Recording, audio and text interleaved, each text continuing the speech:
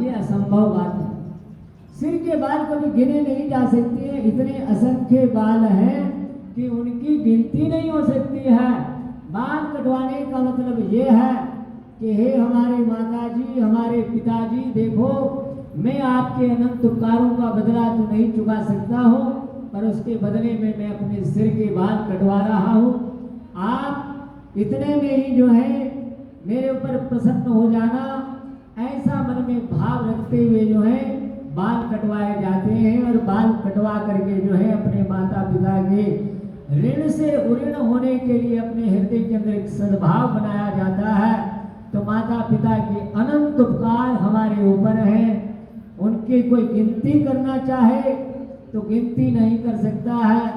देखो आज श्रवण कुमार को बड़े कितने आदर और स्नेह के साथ, आदर सम्मान के साथ याद किया जाता है।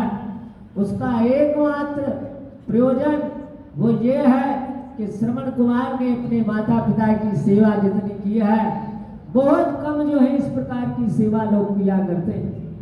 सारे तीर्थों की यात्रा जो है श्रवण कुमार ने अपने कंधे के ऊपर माता पिता की बहंगी को रखा और रख करके जो है तमाम तीर्थों की यात्रा जो है उन्होंने करवाई और दुनिया के लोगों को सबक सिखाया कि यदि जो है आप भगवान के करीब पहुंचना चाहते हैं तो आप जो है मेरा अनुसरण करना, आपको परमात्मा प्राप्त हो जाएंगे।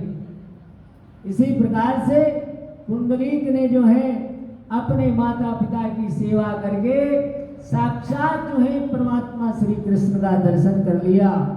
पुंडरीक जो है एक दिन भी मंदिर में गए हो या एक माला उन्होंने भगवान के नाम की फेरी हो, इसका कहीं उल्लेख नहीं मिलता है, परंतु ये उल्लेख जरूर मिलता है कि पुंडरीक ने जो है अपने माता पिता की सेवा मन लगा करके की।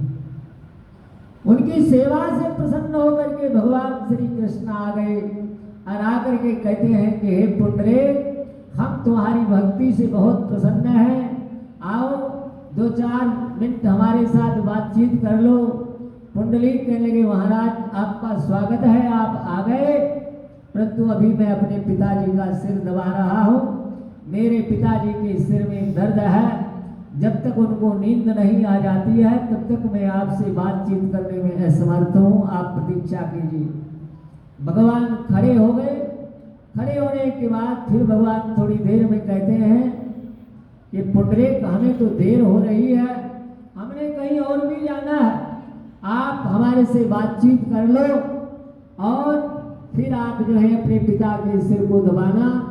पुंडरीक कहने लगे आपको देर हो रही है तो आप चले जाइए, हमने तो आपको बुलाया नहीं था, आप अपनी मर्जी से आए हैं हमें दर्शन देने के लिए, पर जब तक पिताजी को जो है आराम नहीं आ जाता है, उनको नींद नहीं आ जाती है, तब तक जो है मैं आपके पास नहीं आ सकता हूँ, मुझे क्षमा करना। भगवान चुप हो गए। थोड़ी देर के बाद जो है फिर भगवान परीक्षा करते हैं। भगवान कहते हैं अरे भाई हम तो खड़े खड़े थक गए, हमारे तो पांव भी दुखने लग रहे हैं, कब तक हम आपकी प्रतीक्षा करते रहेंगे। पुंडरीक ने एक ईंट उठाई और ईंट उठा करके भगवान श्याम सुंदर की तरफ फेंक दी। कहने के लो प्रभु आपको जो है यदि जो है खड़े खड़े जो है दुखन महसूस हो रही है, आपको थकान महसूस हो रही है, तो आप इस ईंट के ऊपर बैठ जाइए।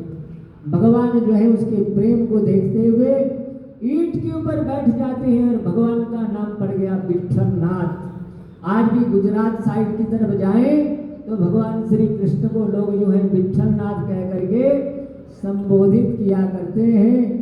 थोड़ी देर के बाद जो है पुंडरीक के पिता को नींद आ गई और नींद आने पर जो है पुंडरीक भगवान की तरफ आगे बढ़े।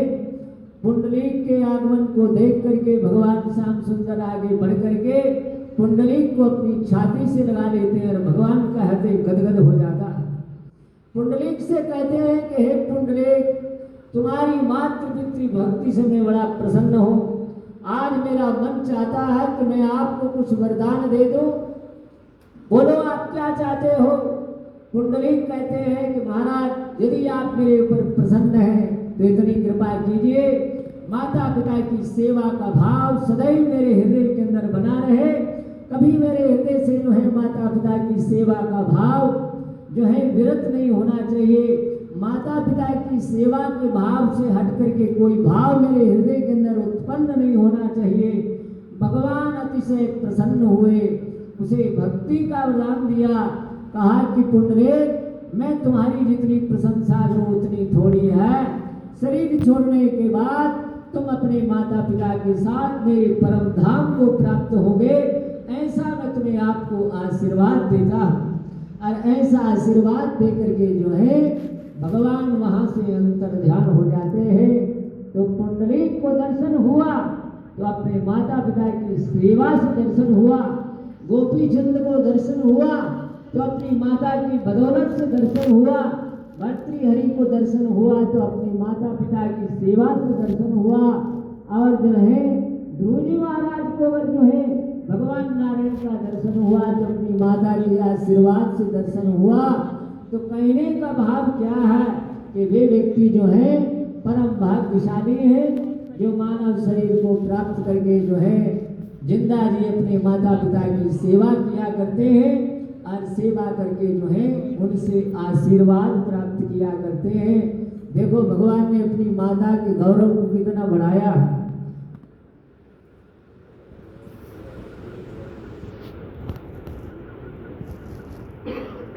एक हमारे लूथरा साहब बड़ी खुशी की बात सुना रहे हैं कि पूरे परिवार के अंदर जो है जो लोग भी मृत्यु को प्राप्त हुए हैं उनके नेत्रदान हुए हैं।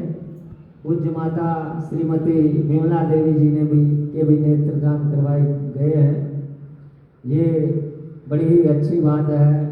परोपकार की भावना सदैव जो है इस परिवार के अंदर बनी हुई है, बनी रहे।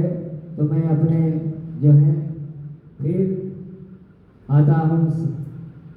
श्री राम जय जय राम, श्री राम जय जय राम, श्री राम जय जय राम,